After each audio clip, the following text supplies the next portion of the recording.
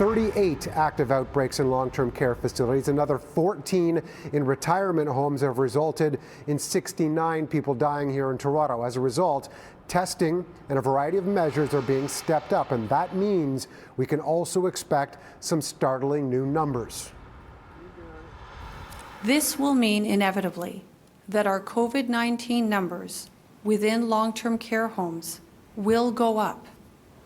And while this may appear to be concerning, it is a good thing because it helps us to identify COVID-19 cases earlier, and it helps us to better guide our outbreak control measures in these vulnerable settings. We've also spoken about our shelter system. Right now, there are 30 cases in 7 different facilities. Most of them are resolved. However, there's a big problem in trying to get people into new locations as well. As the virus grows, so too does the concern that more of the city's homeless will catch it. There are now 3 active investigations at shelters in Toronto, according to Public Health, at the Willowdale Welcome Centre, Dixon Hall, and Seton House. We're always concerned where there is an infectious disease investigation.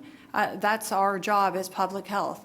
And we know that with COVID-19, this particular infectious disease in this particular setting, we are of course concerned because we know that clients within this setting are particularly vulnerable to negative impacts associated with this infectious disease. More than 1,000 homeless people have been moved to different locations, including community centers, permanent housing, and hotel rooms.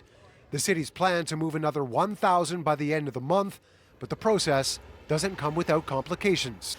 This is their home for all intents and purposes.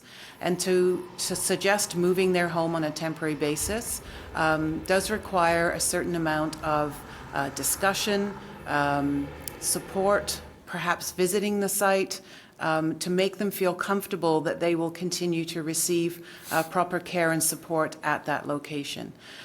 So it is really vital that this be a choice for people.